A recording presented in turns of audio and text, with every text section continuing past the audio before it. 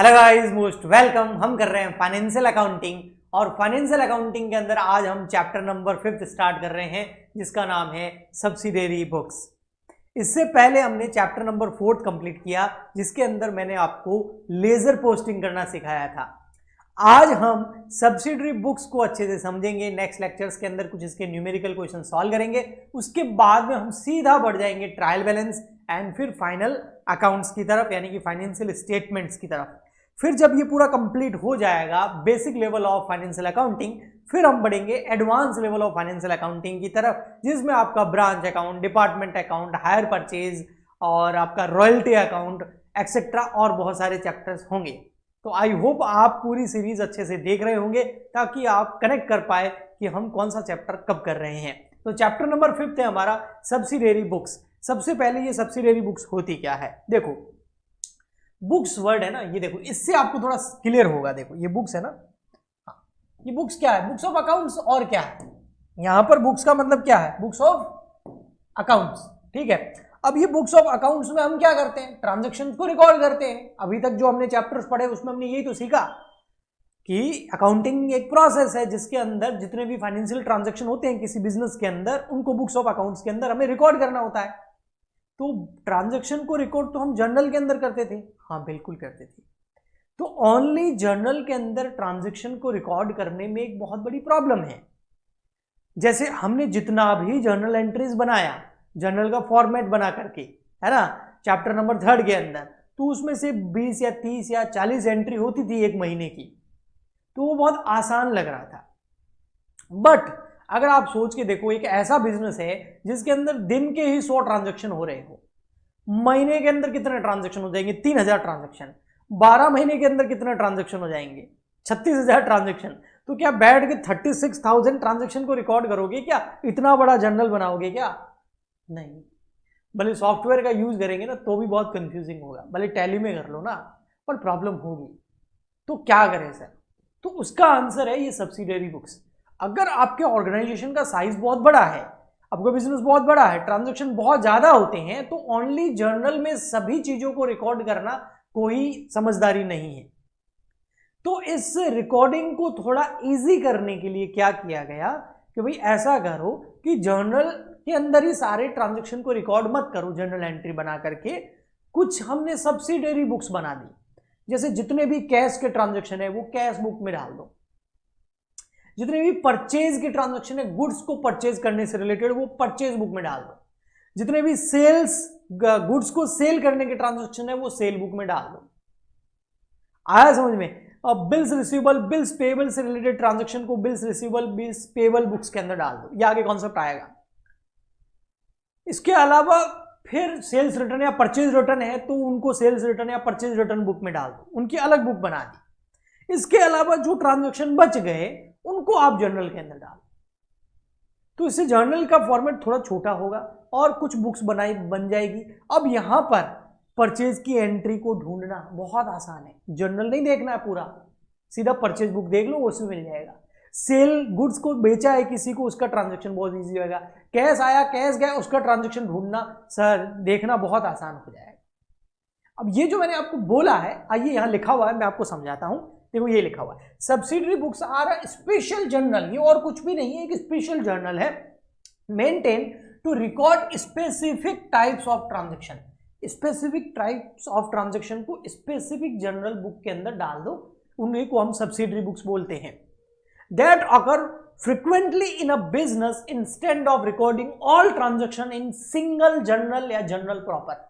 सभी ट्रांजैक्शन को एक सिंगल जर्नल जिसमें date, particular, LF, debit, credit, उसकी बात कर रहा हूं, उसमें आपको रिकॉर्ड करना नहीं पड़ेगा। ओके जी, ठीक है। We use different subsidiary books यानी different journal to save time, इससे टाइम बचेगा और जो रिकॉर्ड्स है, जो आपका डेटा है, वो सिस्टमेटिकली प्रॉपर ऑर्गेनाइज होगा, जिससे उनको ढूंढना, उनको देखना, उनको समझना बहुत आसान होगा। आइए, ठीक है जी, okay.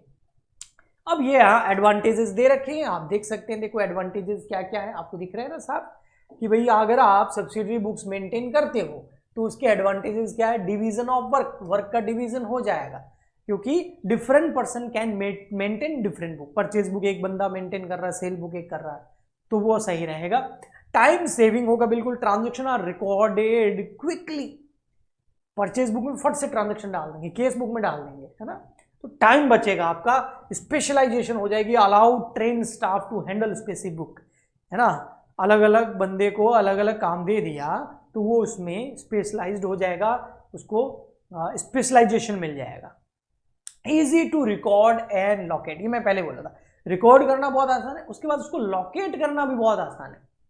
Efficient internal check help detect fraud and error easily, कहीं परचेज में, कहीं सेल में, कहीं कैश में कोई भी लग रहा है कि फ्रॉड हुआ, अगर एक ही जनरल प्रॉपर मेंटेन किया हुआ है फिर तो उसको ढूंढना बहुत मुश्किल हो जाएगा, टाइम कंज्यूमिंग प्रोसेस हो जाएगा। बट अगर आपने सब्सिडियरी बुक्स मेंटेन कर रखी है तो सीधा परचेज बुक निकाल के फट से उसकी डेट देखेंगे और निकाल देंगे कि भैया ये वाली एंट्री यहाँ डली हुई है या नहीं, कोई फ्रॉड या मिस्टेक है, कोई एरर है या नहीं है। तो ये रहे सर नेम और इनका पर्पस रिकॉर्ड करने का।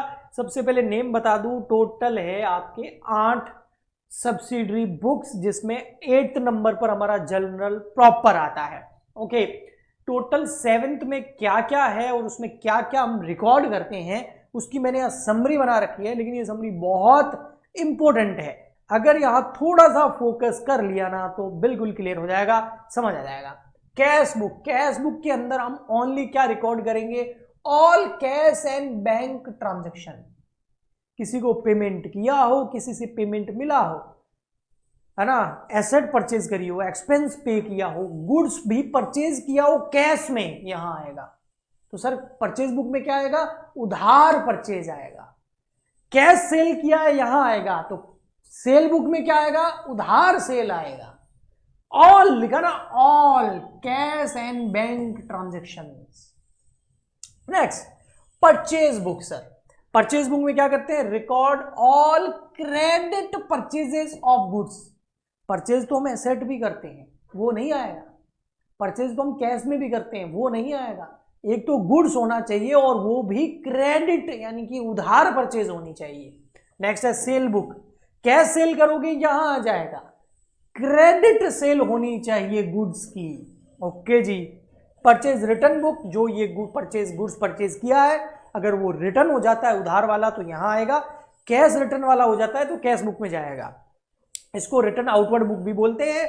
नेक्स्ट है सेल रिटर्न बुक, जो गुड्स हमने यहाँ सेल बुक के अंदर क्रेडिट सेल का रिकॉर्ड किया है अगर वो रिटर्न होता है तो सेल रिटर्न बुक के अंदर आ जाएगा। बीआर और बिल्स पेबल, ये दोनों एक तरह के डॉक्यूमेंट होते हैं, इंस्ट्रूमेंट होते हैं जो क्रेडिट को इधर उधर करने का इनका काम होता है। और ये अगर आपके पास में है, आप बहुत सारे बिल एक्सेप्ट करते हैं या बहुत सारे बिल आप ड्रॉ करते रिटर्न करते हैं, तो उस केस में बीआर जो होता है एक तरह का एसेट होता है, गारंटेड पेमेंट आपको मिलेगा। और बिल्स पेबल जो है एक तरह का लायबिलिटी होता है, गारंटेड पेमेंट आप किसी को एक फिक्स डेट पे करोगे। तो इनकी रिकॉर्डिंग बिल्स रिसीवेबल बुक के अंदर जितने भी बिल्स रिसीव्ड हुए हैं उनकी जो है आप एंट्री करोगे, और बिल्स पेबल के अंदर जितने भी बिल आपने एक्सेप्ट किए हैं उनकी एंट्री होगी। ये लायबिलिटी होता है, किसी को पैसा देना है एक स्पेसिफिक डेट पर स्पेसिफिक, और इसमें पैसा मिलेगा आपको एक फ्यूचर की स्पेसिफिक डेट पर स्पेसिफिक अमाउंट, तो इसकी रिकॉर्डिंग होती है। जो इन 7 बुक के अंदर नहीं आया वो आएगा आपका जनरल प्रॉपर में। Record all other transactions not recorded elsewhere, जो ऊपर 7 बुक्स के अंदर कोई ट्रांजैक्शन अगर रिकॉर्ड नहीं हुआ है तो वो यहां आएगा।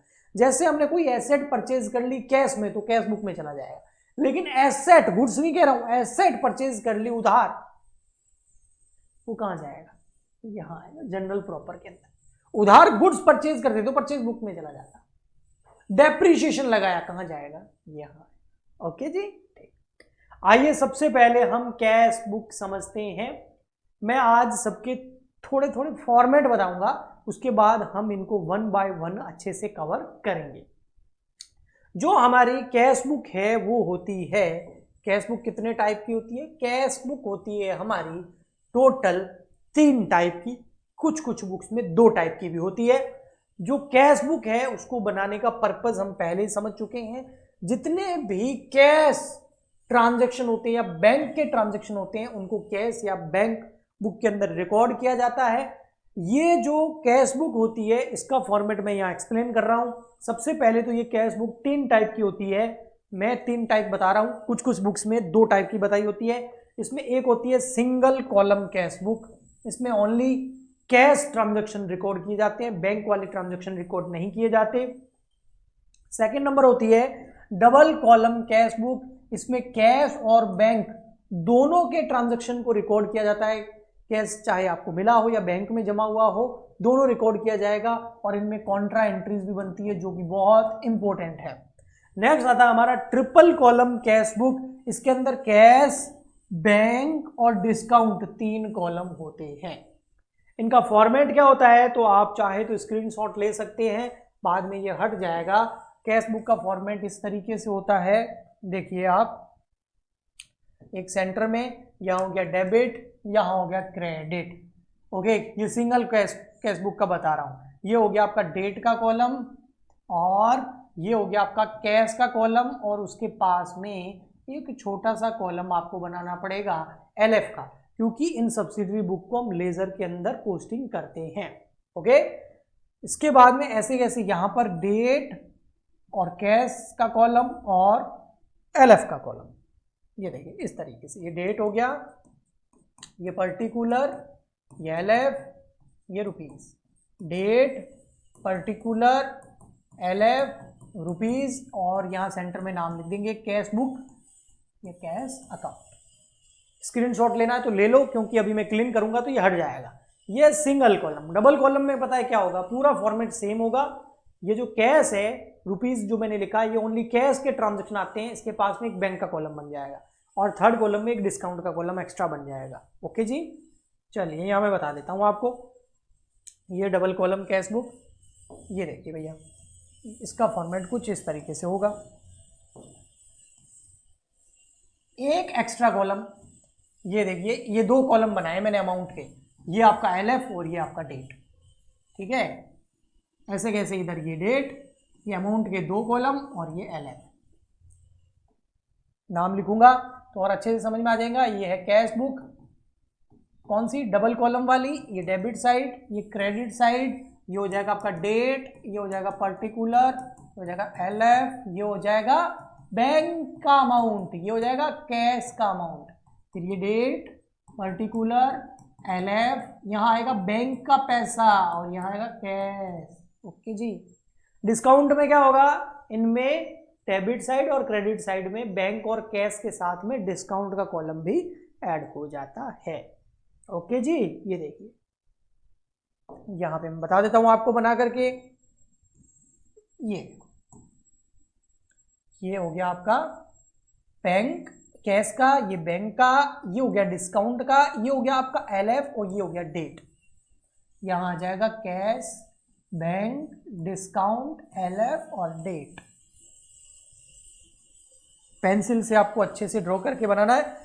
कल मैं इसका एक न्यूमेरिकल क्वेश्चन कराऊंगा तो आपको और अच्छे से समझाऊंगा और हम बिल्कुल स्ट्रेट लाइन बना करके प्रॉपर फॉर्मेट भी बनाएंगे। ये हो गया डेट, पर्टिकुलर, ये आ गया आपका एलएफ, ये हो गया डिस्काउंट, ये बैंक का कॉलम और ये हो गया आपका कैश का कॉलम। डेट, पर्टिकुलर, ये हो गया आपका एलएफ, ये हो गया डिस्काउंट का कॉलम, ये हो गया बैंक का कॉलम और ये हो गया कैश का कॉलम। इसमें 3 कॉलम है, 1 2 3, तो 3 कॉलम कैश बुक।